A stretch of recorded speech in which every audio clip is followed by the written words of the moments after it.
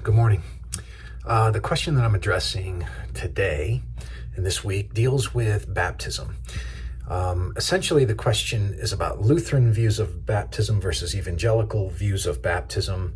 And I'm going to modify that question a little bit. I'll focus a bit on the Lutheran view, but in general, I think we ought to think about Paedo-Baptism or infant baptism and Credo-Baptism or believer's baptism.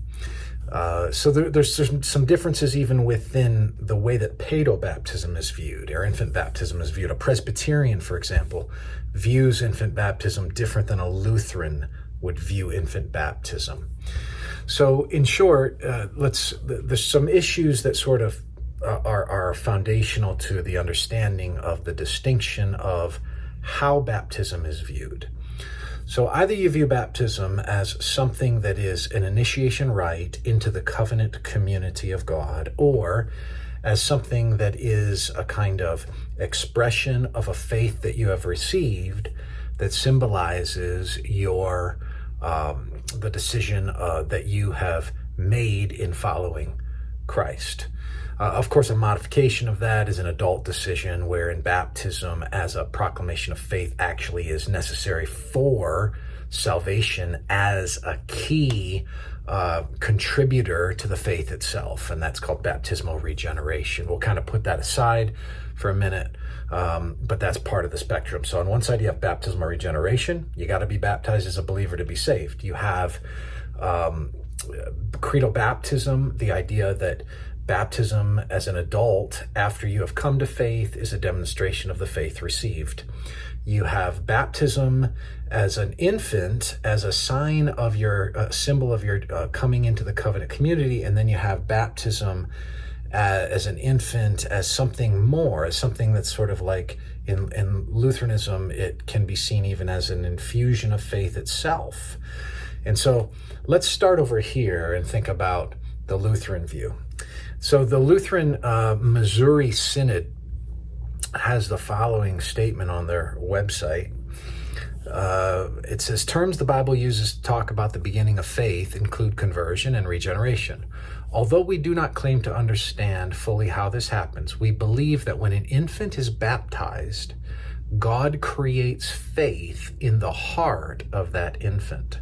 Now, understand there's different expressions of Lutheranism. So I'll mention another Lutheran website from a Lutheran church that said the following: unbelieving infants are like a plowed field. They do not have the seed of life, but they are in a position to receive it. In contrast, unbelieving older children and adults are like a field with hard soil covered by weeds and rocks that needs to be broken up and cleared out before it can receive the seed of life. So what are those quotes getting at? Well, essentially you should think of the Lutheran view largely as the idea of faith is given at baptism as a kind of gift here to, in some way, the child receives faith created in their heart by God. And then as they grow, they're not opting in to belief. If they leave, they're opting out of it. So the idea is they're part of the covenant community and they're walking in faith. And then if they abandon that faith, then they've sort of opted out of it. So it has a different view of eternal security, which is an important thing to note. This is in contrast with the Presbyterian view. For a Presbyterian, it's not that God creates faith in the heart, it's that rather it's a symbol of the intention of the family to enter into the covenant of God. And in that intentionality, there's a setting apart, if you will, a kind of sanctifying of the child. But there's no dynamic where they're now saved, they're now redeemed, they now have faith, and they're opted in. They have to believe ultimately, and if they don't believe, they would be lost. For the Lutheran, they would opt out of that. They would walk away from a faith that had been given to them at that time. So in the Lutheran view, infant baptism, then, a couple of things to note. It has a kind of odd view of total depravity, in my view. I suppose a Lutheran would say that, no, we're totally depraved, but that total depravity is sort of masked over at that moment when faith is brought into this infant that's been baptized, and now they are walking out. So that, let's say they're not baptized. Now they grow, and it's hardened soil, according to the one quote, as they get older. And in that hardened soil, it needs to sort of be broken up and cleared out before the seeds of life can take root. Here, the seeds of life have already taken root, but now you got sort of more work to do. So there's an advantage to being baptized as an infant, because being baptized as an infant brings you into a dynamic faith community, but also really having faith that's been given to you. And only if you opt out of that, if you walk away from that, would you then be lost in that way. And then you could re-engage that in faith. Salvation is by faith in that sense, but you would come and be re-engaged in that by faith. Now, what's kind of at the core of all this is the relationship between circumcision and baptism. So it may sound strange to some of you listening to think about, well, what would it mean to be baptized as an infant and be a sign of the covenant community? And we want to recognize that there's a big theological construct that this is coming out of. The idea is, in the Old Testament, you have the people of God, Israel, and the thought is that in the New Testament is the new people of God, the church. Okay, so far so good in one sense.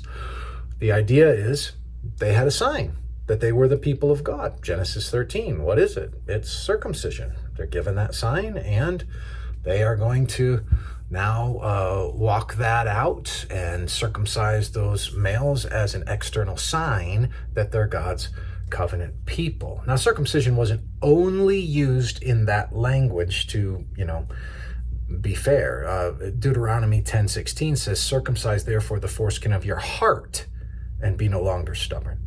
Deuteronomy 30 verse 6 says, "And the Lord your God will circumcise your heart and the heart of your offspring, so that you will love the Lord your God with all your heart and with all your soul, that you may live." So the Old Testament saw that you needed to be a person who actually wanted to be a part of the covenant people, but that was demonstrated in an external sign. So the question is then, is there a kind of sign in the New Testament that parallels that? And the thought is, well, it's baptism. Now, a lot of that comes from a large theological construct and one particular, not only, but a key text, which is Colossians chapter 2, verses 11 and 12, which reads, "In him also you were circumcised with a circumcision made without hands, by putting off the body of the flesh by the circumcision of Christ, having been buried with him in baptism, in which you were also raised with him through faith in the powerful working of God who raised him from the dead." So is baptism then equivalent to circumcision in the Old Testament? And the answer is no. And the reason that we would say no is because the circumcision that is spoken of in verse 11 is not the circumcision of the Old Testament, but rather it's the circumcision made without hands, which is a way of talking about this new thing that God has done. And what has he done? What is that? Well, it's something he's done in your heart. How do we know that? But we know that because Romans 2:28 and 29 highlight this. And it reads this way: "For no one is a Jew who's merely one outwardly," talking about circumcision, the external sign, "nor is circumcision outward and physical, but a Jew is one inwardly.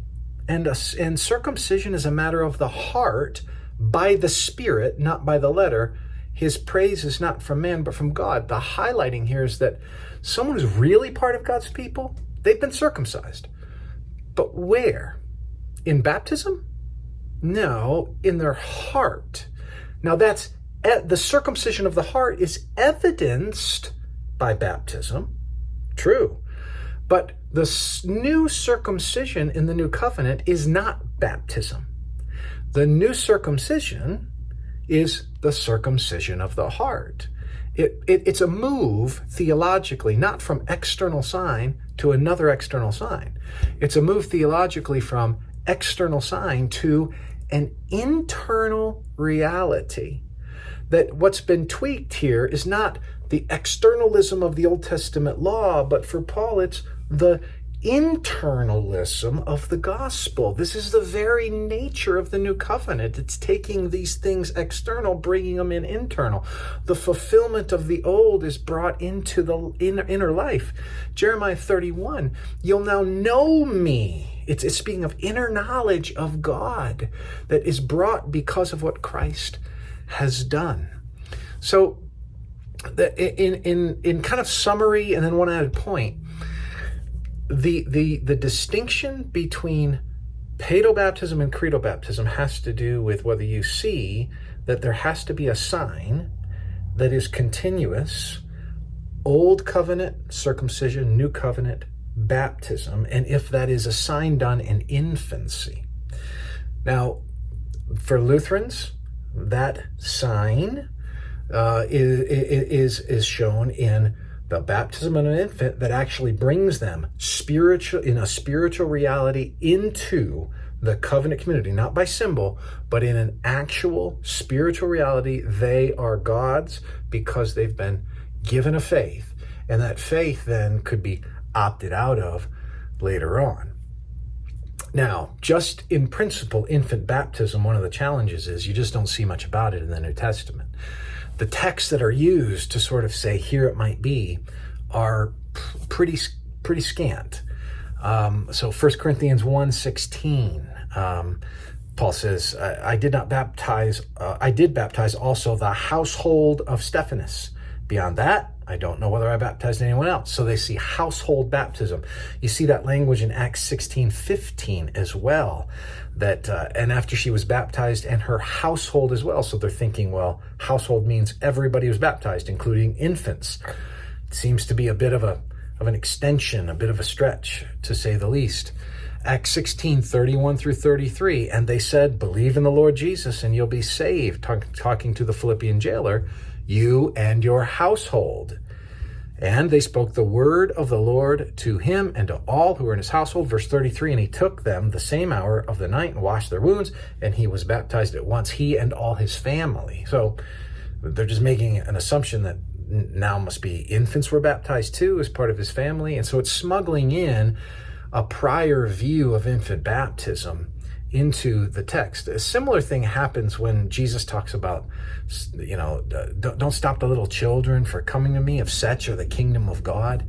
It's the word for child is Paedo, and it's anything from basically pre-puberty down. And that sometimes is utilized as a text that is somehow seen as referring to infants, but it's not a specialized text in that way referring to infants. The one text that does refer to infants, but then broadens it out to child, is Matthew 18:5 and 6, where it reads, whoever receives one such child in my name receives me. But whoever causes one of these little ones, that's Paedo. So the first child is brephos, which is a word for infant or baby. Whoever causes one of these little ones to believe in me to sin, it would be better for him to have a great millstone fastened around his neck and to be drowned in the depths of the sea. But it seems to me that the point here isn't that a baby believes. It's rather, wait a minute, it might even be using child in some analogous way as well for just causing one who's young in the faith to fall by the wayside. Be careful with their faith. Come like a little child in faith. It doesn't seem to be indicating that now we should move in theology to the idea that an infant is actually infused with faith. So, again, Lutherans, faith infused through baptism, and you opt out. Presbyterians, sign of a covenant community, faith of the family, and you grow in that, but you do need to believe, conscious faith, right? And so you're opting in, and then you have a Credo-Baptism that you're baptized as a demonstration of faith. And that demonstration is a real vibrant act wherein, as you receive the Lord, you're acknowledged as part of his church, and you are someone who is in union with Christ. You are demonstrating that you are his. I hope this helps. May the Lord bless you. Take care.